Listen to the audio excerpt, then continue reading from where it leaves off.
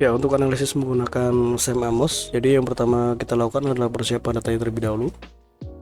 Nah, nanti bisa dibuka file yang ini ya, client 3702. Nah, ini data Excelnya. Jadi nanti yang digunakan itu adalah yang ini, yang data edit. Nah, setelah seperti ini, lalu kita masukkan data ini ke dalam ini ya, ke dalam aplikasi SPSS. Caranya seperti ini. Kita buka dulu aplikasi SPSS-nya. Nah, di sini saya menggunakan SPSS versi 26. Ya, seperti ini. Lalu kita masukkan datanya. Kita copy dulu ini ya. Kita copy, kita kembali ke SPSS, kita masuk ke variable view. Lalu kita pastekan di name. Seperti ini. Kemudian ke data view. Nah, ini ya. Kita copy ini. Data penelitiannya. Jadi yang digunakan nanti adalah data edit. Kita copy seperti ini, lalu kita paste di sini. Nah, yang pertama kita lakukan nanti kita menguji ini dulu. Jadi exploratory factor analysis, kita menguji di sini validitas dan reliabilitasnya ya. Untuk caranya, nah kita langsung ke analyze, kemudian ke ini ya, dimension reduction, faktor. Nah, kita masukkan seluruhnya ini. Kita masukkan seluruhnya ke sini, ke kolom variabel ini dengan mengklik tanda panah yang ini. Kemudian option. Ini ya, super small coefficient by, kita ganti absolute below. Ini jadi 40. Jadi titik 40 ya. Continue. Rotation ya, rotation. Kita ke direct ablimin, lalu continue. Descriptive, kita centang KMO. Continue lalu oke.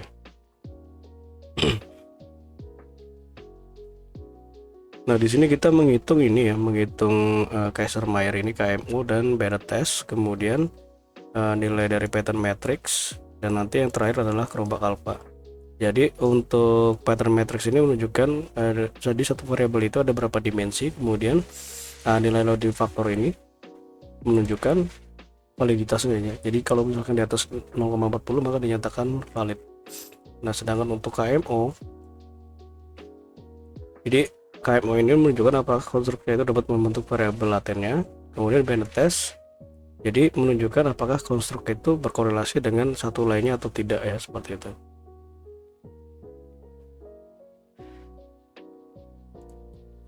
Oke, kita kembali ke hasilnya. Nah, dari pengujian ini yang kita gunakan adalah tabel KMO yang ini dan tabel pattern matrix ya. Jadi KMO di sini kita lihat nilai KMO-nya ini adalah 0,816, artinya nah ini sudah di atas lebih dari 0,50 ya, maka dapat membentuk laten itu dapat membentuk konstruknya. Kemudian nilai Bennett test di sini adalah 0,00, lebih kecil dari 0,5, maka konstruk itu tidak berkorelasi dengan konstruk lainnya. Ini ya. Selanjutnya adalah kita lihat nilai dari pattern matrixnya.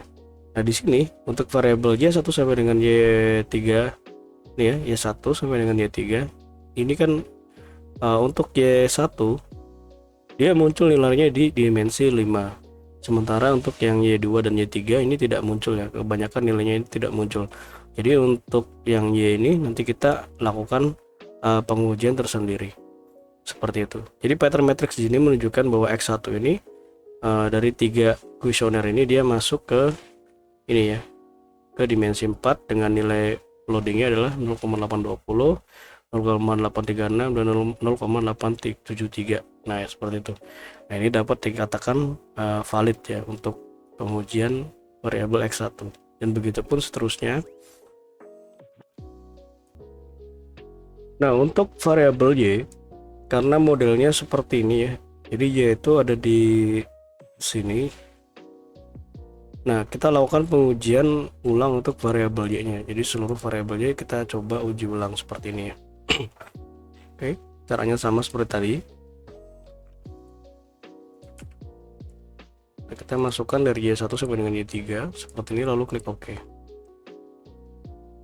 Nah, yang kita gunakan adalah nilai dari pattern matrixnya saja. Di sini lebih jelas ya. Jadi untuk Y1 itu dia di dimensi 2, Y2 itu di dimensi 2, kemudian Y3 di dimensi 1. Nah ini untuk nilai dari loadingnya seluruhnya lebih besar dari 0,5 0,4, maka dinyatakan valid ya kalau ini ya.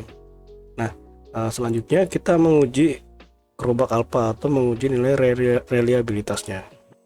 Caranya klik analyze, kemudian ke scale reliability analysis, kita masukkan indikator ini sesuai dengan kelompok variabelnya. Nah contohnya ini ya, x1.1 sampai dengan x1.3. Nah seperti ini, lalu klik OK. Nah ini adalah untuk yang x1. Kita untuk lakukan lagi untuk yang x2 seperti ini, lalu klik OK. Nah seperti itu terus ya untuk sampai ke Y3. Nah supaya tidak tertukar, kita beri nama seperti ini. Ini adalah Y1, ini adalah X1, ini adalah X2. Kemudian hasil ini dimasukkan ke dalam tabel ini ya, atau di Excel itu yang ini. Nah ini dia nih. Nah seperti itu. Jadi untuk caranya, untuk variabel selanjutnya itu sama saja seperti itu ya. Jadi untuk mempersingkat durasi,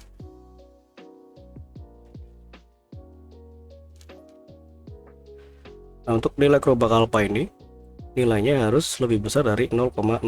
Nah ini seluruhnya sudah lebih besar dari 0,60, maka dapat dikatakan seluruh variabel penelitian ini valid dan reliable. Nah seperti itu ya. Setelah seperti ini, lalu kita lakukan pengujian yang kedua, yaitu kita melakukan pengujian confirmatory factor analysis atau CFA. Nah, seperti ini pengujiannya. Nah untuk pengujian CFA ini kita lakukan menggunakan Amos. Nah sebelum melakukan pengujian itu, nah ini data SPSS ini kita save dulu ya, file save as. Kita beri nama di sini data Amos, save. Jadi untuk penamaannya bebas ya. Nah ini adalah data yang akan kita gunakan untuk pengujian selanjutnya. Nah sebelum melakukan pengujian, kita buat dulu folder seperti ini ya. Jadi nanti untuk save file dari Amos itu adalah bentuknya seperti ini.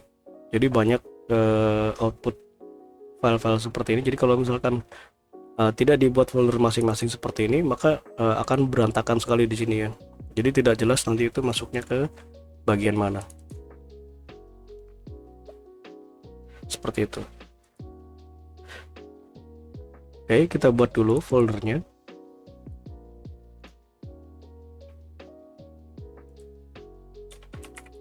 File Amos ini akan berisi model awal ya. Kemudian kita masukkan pengujian selanjutnya, yaitu CFA1,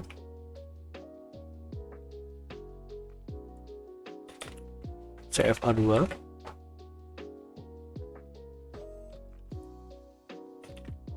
SEM1, seperti ini. Lalu kita copy ini data Amos ini ke masing-masing variabel, ke masing-masing folder ini.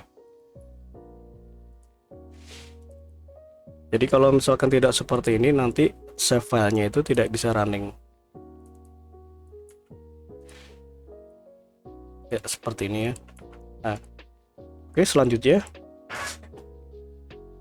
ini kan sudah di save, dan untuk outputnya ini juga bisa di save ya, file save as. Jadi sama seperti tadi, kita tulis di sini, ini adalah EFA. Kita save. Lalu kita bisa close dulu, dan ini datanya juga bisa kita close.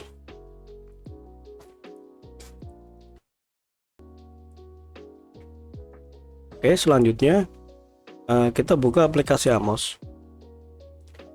Ini untuk Amos ini agak rumit ya untuk pengerjaannya. Jadi kalau misalkan tidak terbiasa menggunakan Amos atau belum pernah sama sekali menggunakan Amos, tentu akan kesulitan dalam mengikuti proses-proses tahapan pengujiannya. Karena untuk saya pribadi, untuk bisa menggunakan Amos ini, jadi harus ikut kursus intensif. setidaknya itu 1 minggu, dan itu pun baru bisa mengoperasikan secara basic.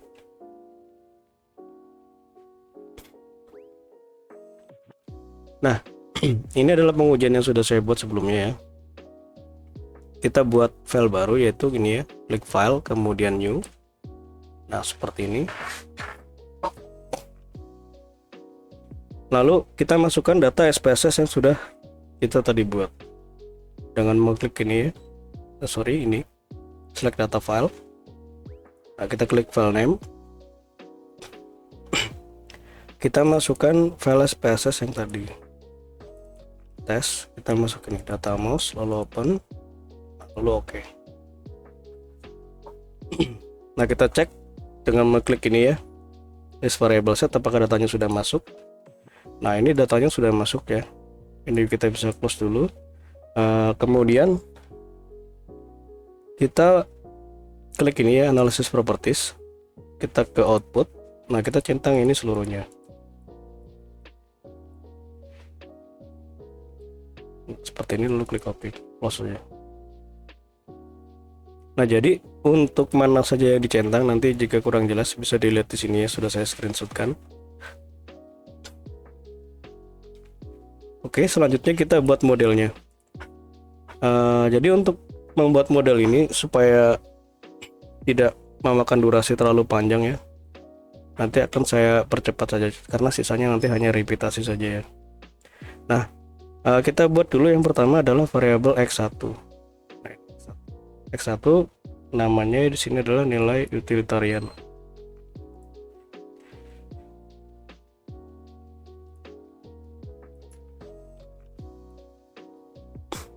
Nah, caranya seperti ini ya. Kita lihat dulu di sini nama yang paling panjang itu apa ya, ini ya. Nah, kita buat dulu dengan nama yang paling panjang. Ini adalah triknya ya, supaya nanti tabelnya itu rapi. Seperti ini. Kita coba dulu. Kita double klik, kita beri nama. Jadi variable name di sini ini adalah nama dari variabel y3. Jadi variable name kita tulis di sini y3. Kemudian variabel label kita pastikan ini ya, nama penuhnya.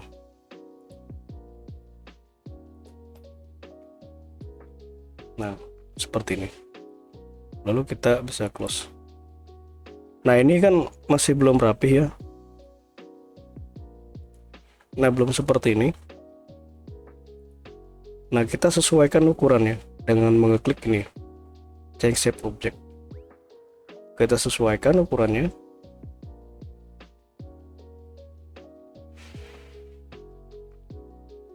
Nah, mungkin seperti ini cukup ya. Nah, oke. Kemudian kita bisa geser dengan mengklik ini ya, yang gambar bis ini. Nah, kita geser seperti ini. Kita lalu ini ya, klik yang gambar mesin fotokopi ini, kita buat ini adalah X1, X2, X3, Y1, Y2. Kita posisikan. Jadi prosesnya rumit ya untuk Amos ini. Jadi kalau memang mau menguasai betul harus kursus. Jadi tidak bisa hanya melihat tutorial sekedar di YouTube seperti itu.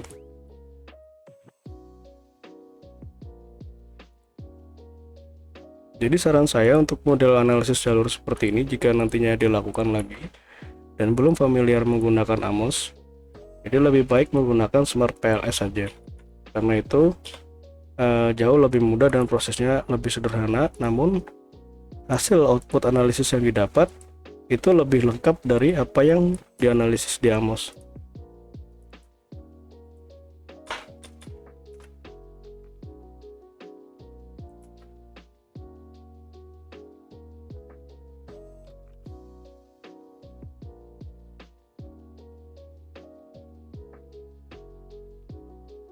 Seperti ini ya.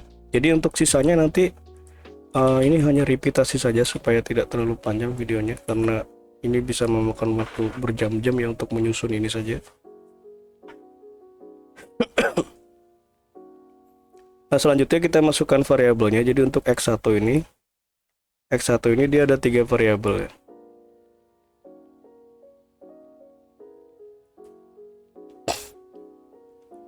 Nah, untuk menambahkan variabelnya kita klik ini. Nah, data draw latent variable. Nah, ini ya. 1, 2, 3. Kita geser, kita klik ini. Nah, seperti ini ya. Lalu klik ini. Nah, kita munculkan variable listnya, kita masukkan X1, X2, X3. Kemudian Y di sini ada 5. 1, 2, 3, 4, 5. Kita geser. Kita masukkan seperti ini, sama prosesnya ya.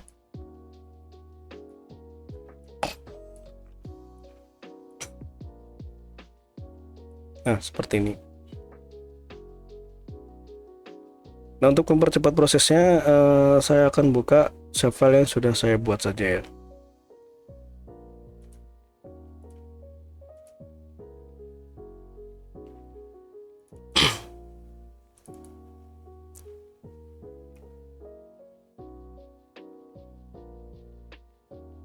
Nah, seperti ini. Misalkan kita hapus dulu ini ya.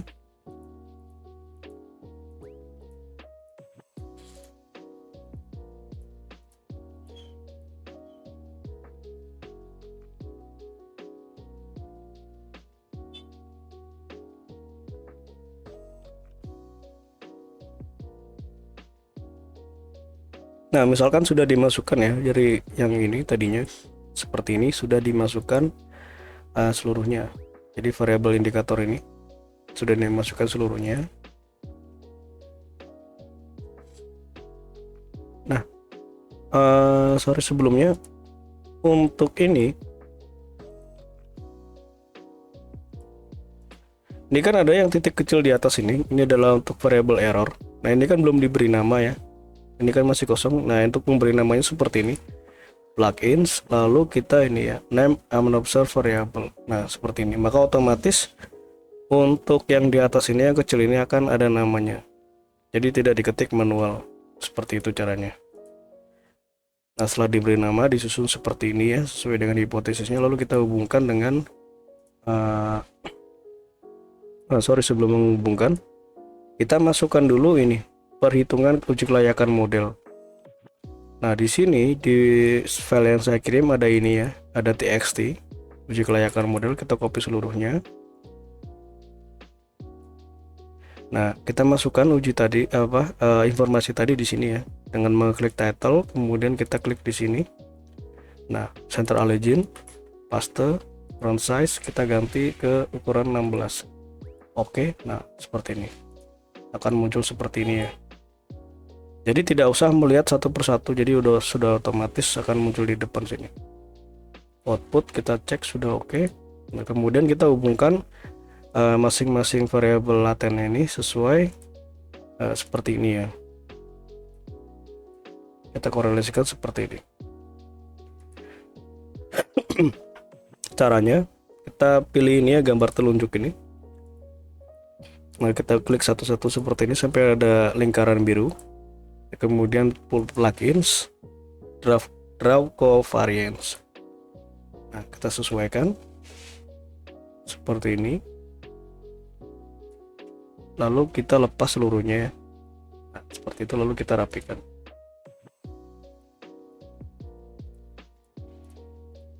Seperti ini. Oke.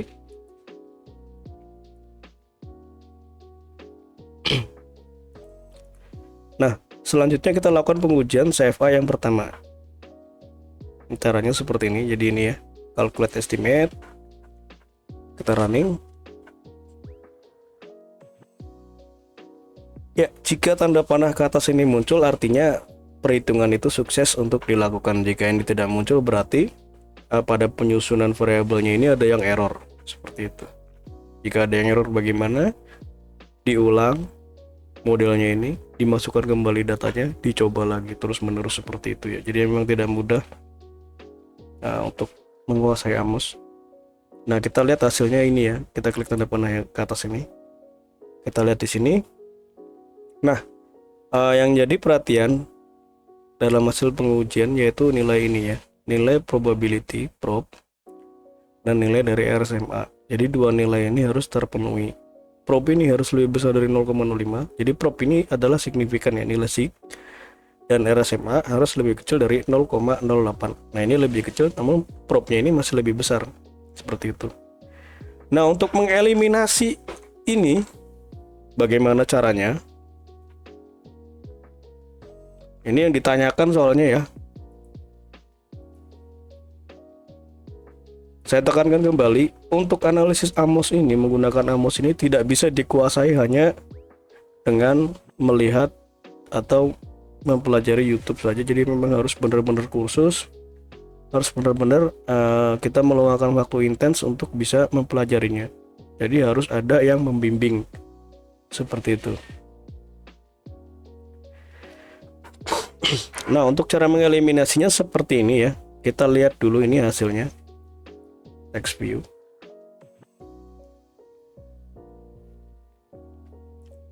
Kita masuk ke ini, ke modification indices. Nah, kita lihat di sini nilai dari ini MI, modification indices. Jadi modification indices ini menunjukkan korelasi antar error. Nah, ini error nomor 26 dan error nomor 27. Nilainya berapa? Nah, seperti itu ya. Kita lihat di sini dan bagaimana cara mengeliminasinya. Nah, sebenarnya untuk mengatasi ini, jadi ini bertujuan untuk apa sih gitu? Tujuannya itu adalah untuk meningkatkan nilai RSMA dan nilai probability. Nah, prop ini adalah model fit. Nah, ini nilai p-value ini. Prop adalah nilai p-value. Jadi p-value ini harus lebih besar dari 0,05. Sementara untuk yang lain ini RMR, GFI dan lain-lainnya itu bisa diabaikan saja ya, karena itu udah otomatis mengikuti nanti nilainya. Kita kembali lagi. Nah ini modification indices ini. Kita lihat di sini nilainya MI ini, mana nilai MI yang paling besar. Secara teori seperti itu, namun pada prakteknya Anda lakukan seperti itu, model ini akan kacau.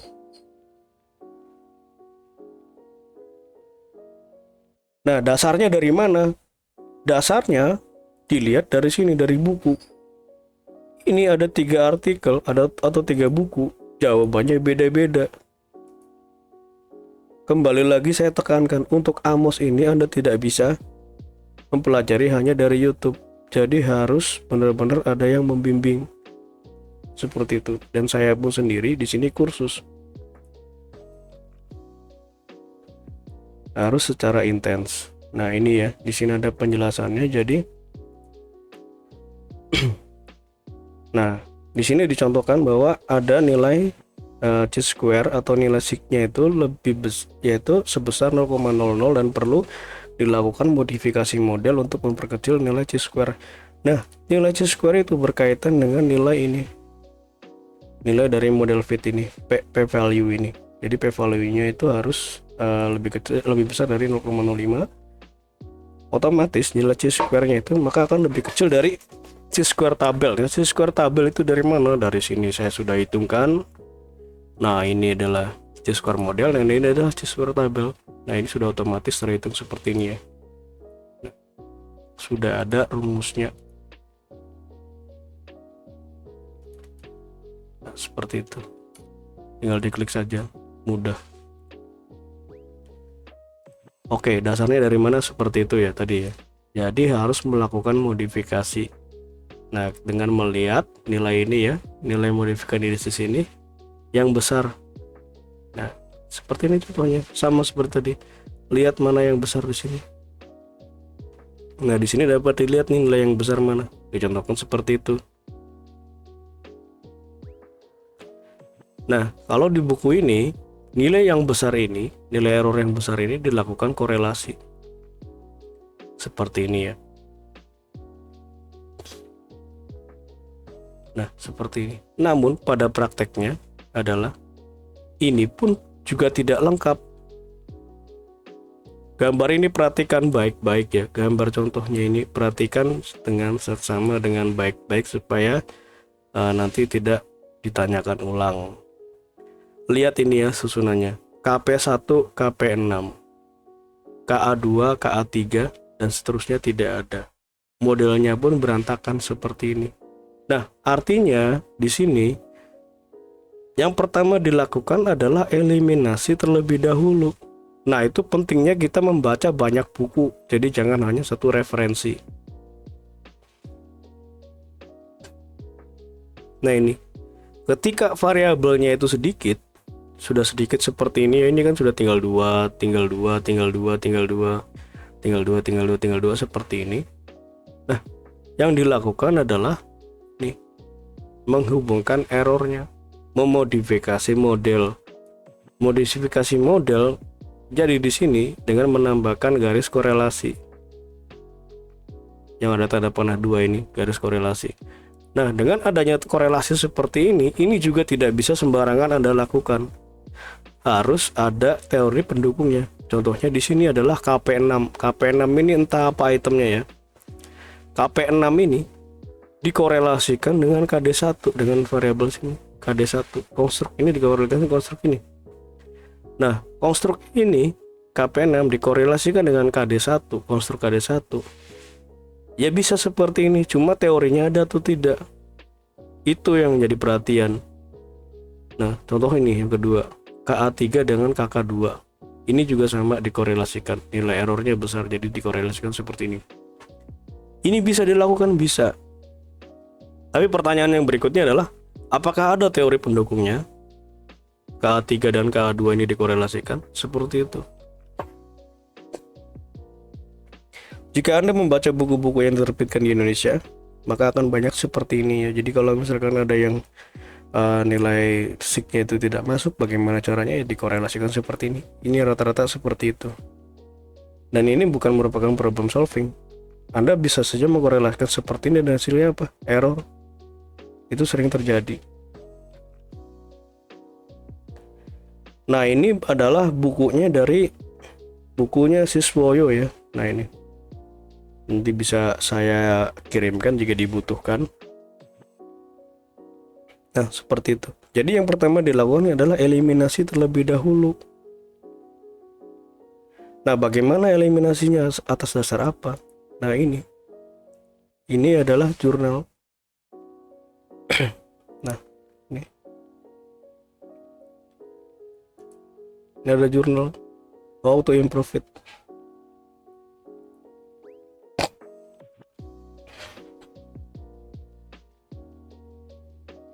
Nah, di sini juga dijelaskan bahwa itu merupakan hal yang lumrah ya jika model itu tidak fit. Maka yang bisa dilakukan adalah, nah ini, should be removed from the analysis. Harus dikurangi modelnya atau dikurangi variabel konstruknya yang memiliki nilai error yang besar. Dengan mengikuti ini, jadi tidak peduli bahwa variabel itu valid.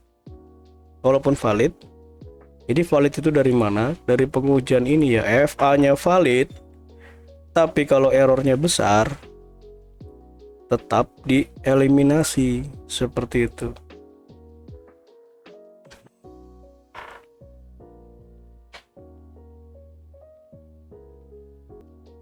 Nah, ini dari sini dasarnya.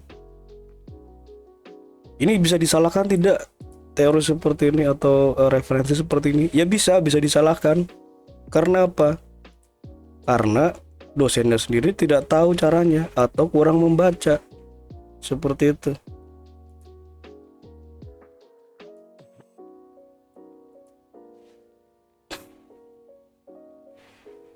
Nah, seperti ini.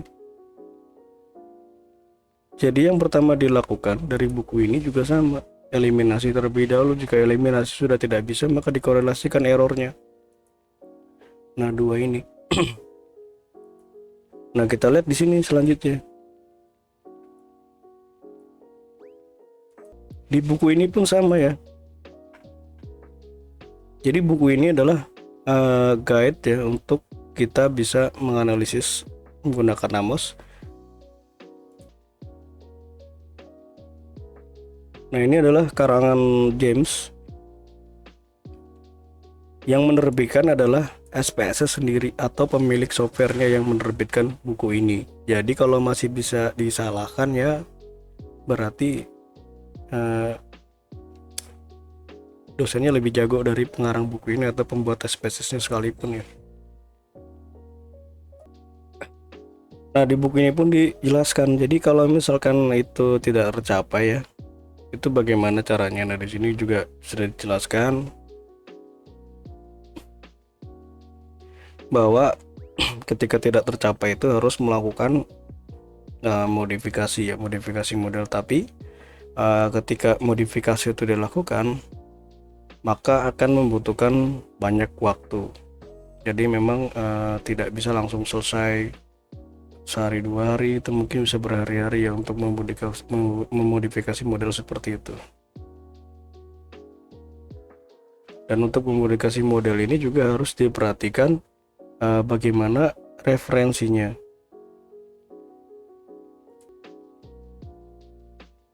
Nah, di buku ini pun juga dijelaskan, jadi kalau misalnya memodifikasi model, nah itu akan malah membuat model itu, maka akan membuat model tersebut semakin rumit, sehingga akan mengaburkan dari fokus penelitian yang sedang dilakukan. Jadi modifikasi model itu ya seperti itu, jadi kita mengkonekkan errornya. Nah, daripada seperti itu, lebih baik kita lakukan eliminasi terlebih dahulu. Nah, jadi modifikasi model dilakukan seperti ini ya. Jika ini adalah kita sudah eliminasi seperti ini, namun propnya ini belum terpenuhi atau RSMA-nya belum terpenuhi, maka harus dilakukan modifikasi seperti itu. Dan step modifikasi atau step jalur yang digambar ini harus kita carikan referensinya, karena ini berkorelasi. Nah, kita contoh seperti ini. Ada lagi contohnya. Nah, ini propnya masih 0. Dia modifikasi seperti ini ya, karena ini variabelnya masing-masingnya cuma 2.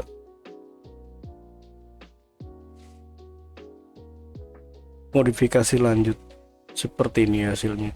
Garis panahnya kemana-mana, malah tidak jelas. Penelitian ini semakin bingung, semakin membingungkan. Jadi membingungkan untuk yang peneliti, juga membingungkan untuk yang membacanya. Seperti itu. Nah, itu adalah dasar kenapa harus dihapus salah satunya, seperti itu. Nah, kita kembali lagi ke estimate ya. Jadi untuk menjelaskan bagaimana itu harus dihapus atau dikorelasikan juga lumayan memakan waktu ya. Nah, di sini kita lihat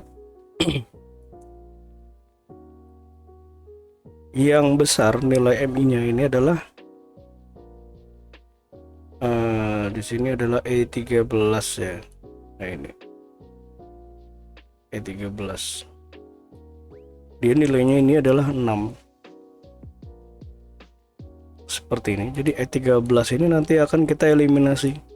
Nah, E13 ini di mana? E13 itu di X1.3. Nah, ini kita eliminasi nanti. Nah, ini berkorelasi dengan mana? E18. E13 ke E18, E13 ke E20. Jadi kalau misalkan mau mengikuti buku-buku yang ada di Indonesia terutama, ya kita korelasikan aja. Cuma nanti hasilnya akan rancu, seperti yang dibilang di bukunya ini. Nah, ini buku Amos ini. Misissue of modification indices. Seperti itu. Jadi kalau misalkan masih banyak seperti ini, yang bisa dilakukan adalah eliminasi terlebih dahulu. Seperti itu. Itu dari mana? Itu dari pengalaman yang sudah dilakukan. Kalau misalkan Anda belum berpengalaman, ya akan sulit bisa menentukan tahapan mana yang lebih dahulu dilakukan. Karena saya pun dulu pada saat proses belajarnya juga seperti itu. Nah, hasil ini kita bisa save terlebih dahulu ya, file sebagai CFA yang pertama, file save as. Nah, kita masukkan ke sini, kita save di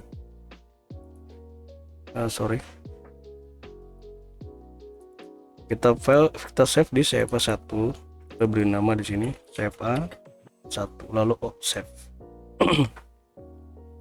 Nah, seperti itu ya. Ini adalah save file yang pertama. Kemudian kita lakukan eliminasi. Nah, kita lihat di sini yang dieliminasi adalah X3 dan Y3. Kenapa seperti itu? Kita lihat di sini nilai dari MI-nya ini. X13 adalah E13. E13 ini ya. Nah, ini nilainya besar. Kita eliminasi terlebih dahulu. Seperti ini. Selanjutnya adalah ke E3. Nah, ini. Jadi selain berkorelasi nilai ini ya, MI-nya besar, juga dia ada berkorelasi dengan banyak error. Nah, seperti ini. Kita eliminasi. Lalu kita lakukan pengujian ulang. Nah, ini error ya. Karena datanya tidak dimasukkan. Nah, ini. Nah, karena ini adalah save file yang saya gunakan, maka menggunakan data yang ini ya. Kalau misalkan Anda itu tadi menggunakan file yang sudah Anda uji sendiri, jadi nanti menggunakan file yang sudah Anda save sebelumnya, yang ini. Nah, kita uji ulang seperti ini. Nah, ini tidak bisa ya, karena memang harus dibuka file aslinya. Oke, kita close dulu. Kita lakukan pengujian yang kedua. Kita menggunakan file yang sudah saya buat saja. Nah, ini save A2.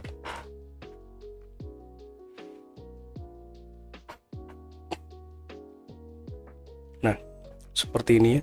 Sama seperti tadi, yang dihilangkan adalah X1.3 dan Y3.3.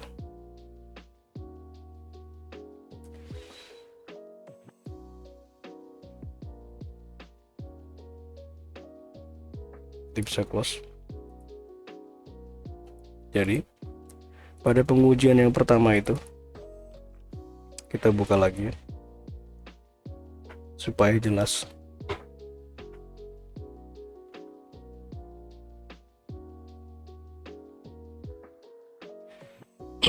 Ini adalah pengujian yang pertama.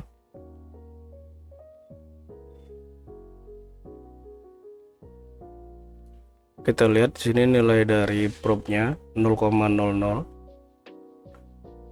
ya. Ini 0,10 ya. Nah, ini setelah kita eliminasi. Coba kita lakukan di sini eliminasinya ya. Nah, kita eliminasi X3 dan Y3 seperti ini. Coba kita running.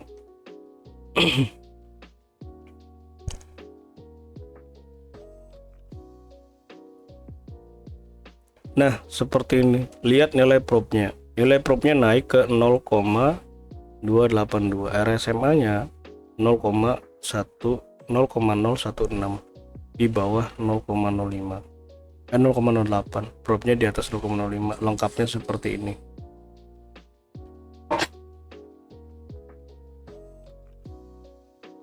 Nah, kita masuk ke sini ya. Modifikasi indices. Lihat, ini sudah oke. Errornya sudah semakin sedikit. Nah, kita masuk ke model fit. Nah, ini P 0,282 seperti itu. Nah, hasil ini kita copy, kita pastekan di Excel seperti ini, lalu kita lakukan interpretasi. Nah, untuk grafik ini, nah ini prosesnya sama ya. Mau yang pengujian 1, 2 atau SEM sama. Nah, ini kita screenshot.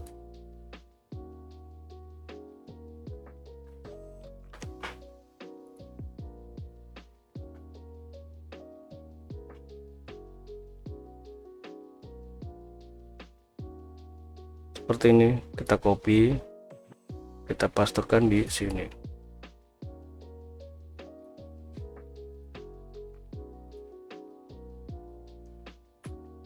Nah, seperti ini. Lalu bagaimana cara membuat tabel seperti ini supaya tidak lama? Anda copy saja ini.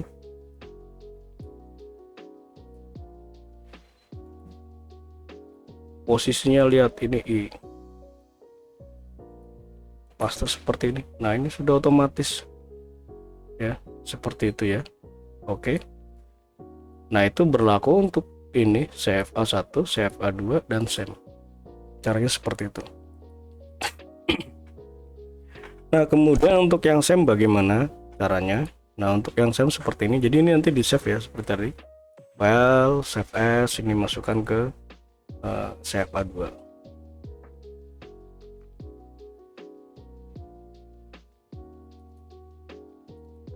Nah sini kita tulis CFA 2. Nah seperti itu ya, save. Nah untuk SEM-nya bagaimana? SEM seperti ini ya, kita hapus dulu. Jadi SEM itu yang ini ya, saya jelaskan lagi supaya ini nggak bingung. Nah ini CFA 2. Nah ini adalah SEM ini ya.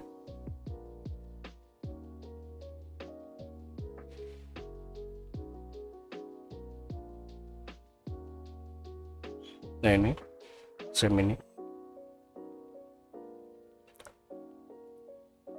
Nah kita hapus dulu ini ya, tanda panah ini seluruhnya.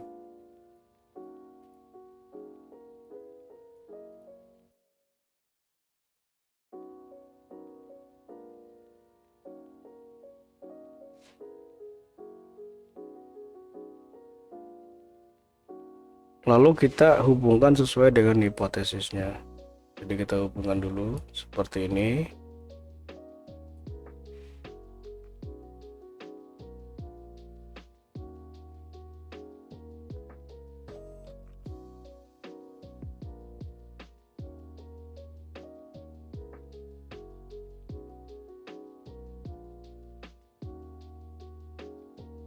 Kita rapikan ya. Seperti ini.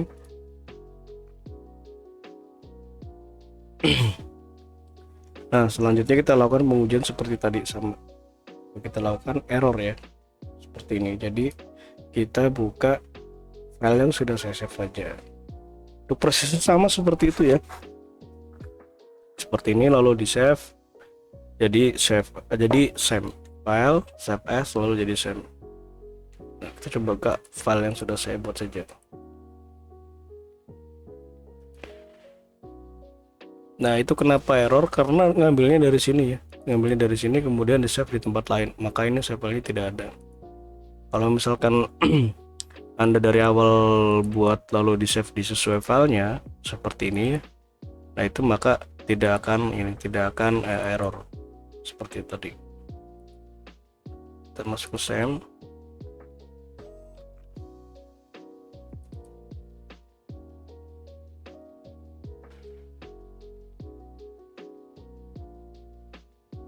Nah seperti ini ya, tadi itu seperti ini, jadi tidak ada tanda ini variabel ini. Posisinya sama, tidak ada yang berubah. Nah sama ya. Oke, coba kita running. Nah akan muncul warning seperti ini ya.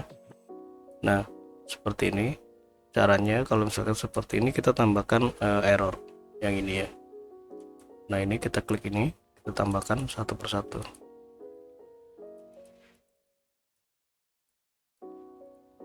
Plugin name unsub variable, lalu kita running ulang.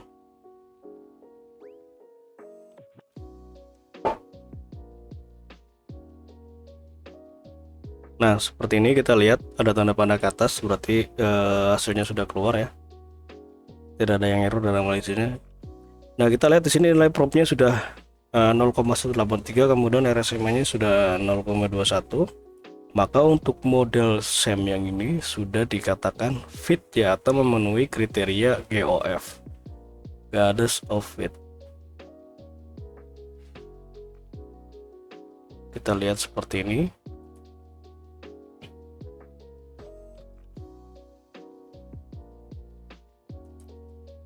Estimate, nah ini oke ya.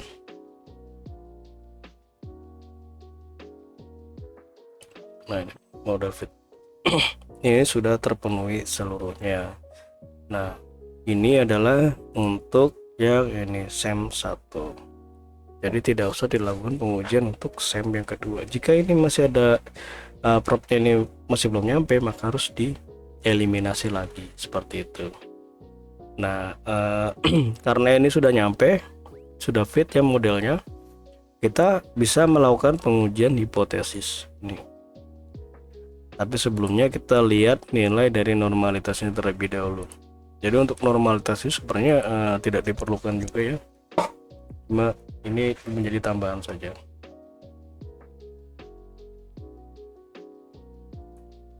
Nah, untuk normalitas dilihatnya di sini.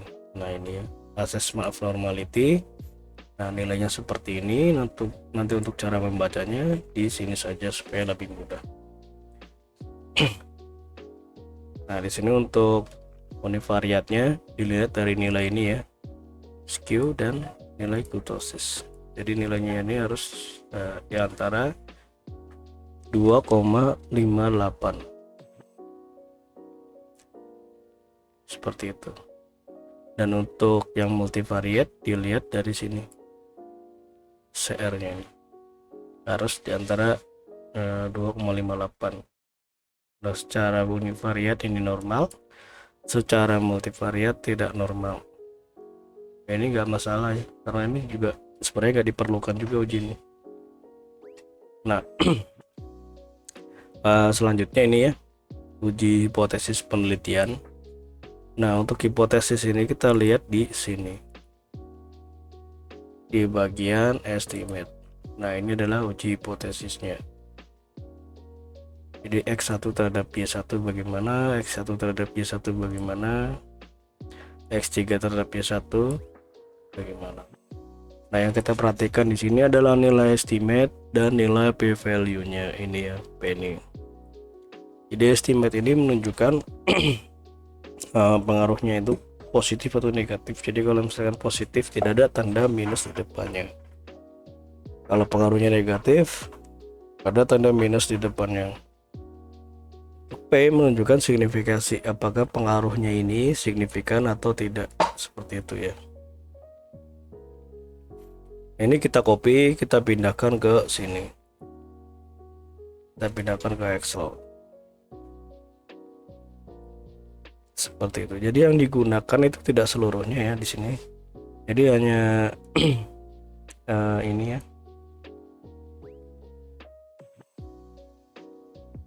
ini regression weight, tabel ini, kemudian tabel dari square multiple correlation,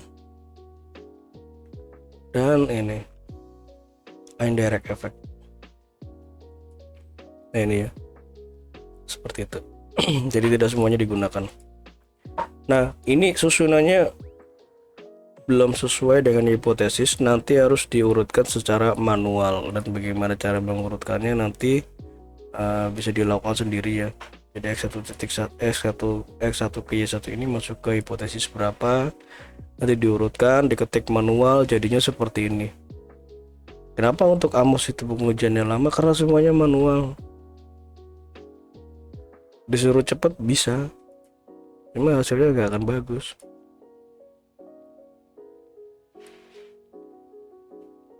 Nah, seperti itu. Nah, contohnya ini ya, untuk H1, jadi nilai X1 ke Y1 estimate-nya adalah 0,286, p-value-nya bintang 3. Nah, bintang 3 ini artinya lebih kecil dari 0,001. Jadi bintang seperti ini ya. Jadi artinya jika bintang seperti ini tuh signifikan. X2 ke Y1 pengaruhnya positif, signifikan, hipotesisnya diterima. Seperti itu dan seterusnya. Nah, di sini yang menjadi PR adalah untuk variabel mediasi. Mediasi itu di sini dimulai di hipotesis 16. Nah, ini ya, X1 ke Y3 yang dimediasi oleh Y1. Nah, caranya bagaimana untuk menghitung mediasinya? Di AMOS tidak ada. Jadi kita harus menggunakan bantuan kalkulator Sobel. Ya, caranya seperti ini ya. Kita buka Google, kita tulis di sini Sobel tes. Nah, ini kita pilih yang paling atas.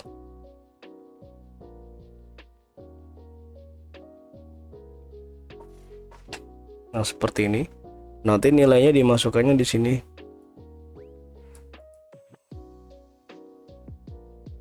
Nah,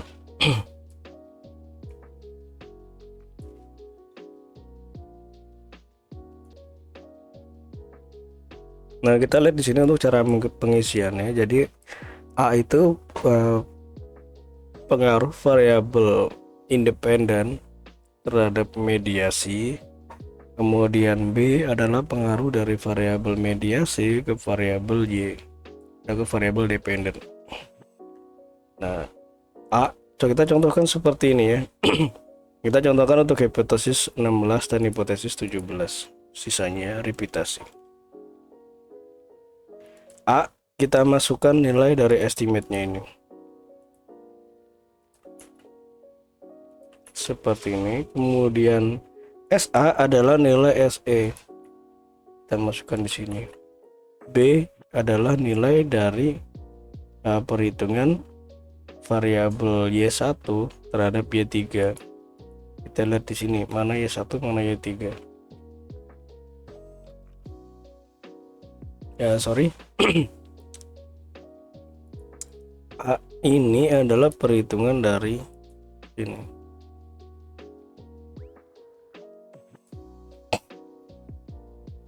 Perhitungan dari, nah ini Y1, nah X1 ke Y3 melalui Y1. Jadi di sini kita melihat pengaruh Y1 terhadap Y3.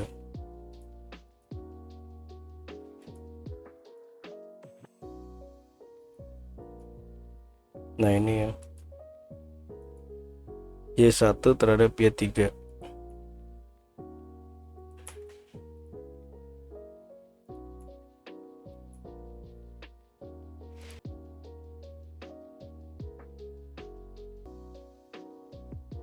Seperti ini. Jadi kita menghitung hipotesis 16 terlebih dahulu. Calculate.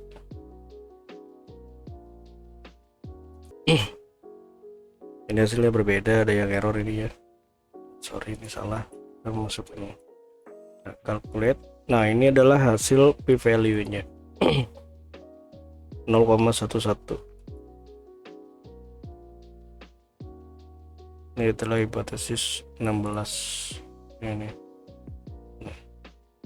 Sama ya, di hipotesisnya diterima, maka variabel Y1 apa Y1 ini memediasi hubungan antara variabel X1 terhadap X3 seperti itu.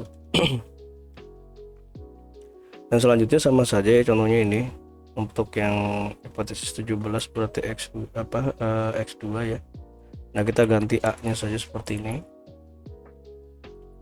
Nah, calculate. Nah, ini ya, ini adalah perhitungan untuk hipotesis 17.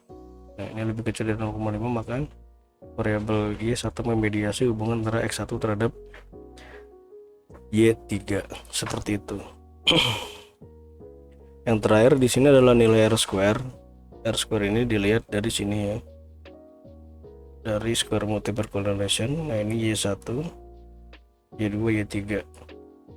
Nah, kita lihat di sini. Untuk Y1 nilainya adalah 0,504. Y1 ini ya. Jadi variabel X1, X2, X3, S4 ini mempengaruhi sebesar 0,504 atau 50,4%. Sisanya 49,6% itu dipengaruhi oleh variabel lain di luar dari model penelitian seperti ini ya. Untuk Y2 nilainya adalah 1,523 atau di sini 152,3%. Artinya variabel Y2 ini dipengaruhi oleh variabel X1 sampai dengan X4 sebesar 152,3% dan tidak dipengaruhi oleh faktor lain di luar dari model penelitian karena ini sudah di atas 100%. Yang terakhir Y3 nilainya adalah 0,609 atau 60,9%. Di sini dipengaruhi oleh variabel X1 sampai dengan Y2 ya. Dan sisanya ini 39,1% ini dipengaruhi oleh faktor lain atau variabel lain di luar dari model penelitian. Jadi seperti itu ya caranya.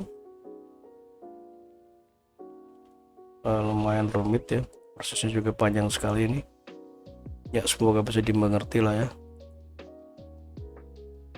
Dan jika nanti ini referensinya dibutuhkan, ini bisa saya kirimkan. Oke, nah seperti itu. Terima kasih. Jika ada yang kurang jelas nanti bisa ditanyakan.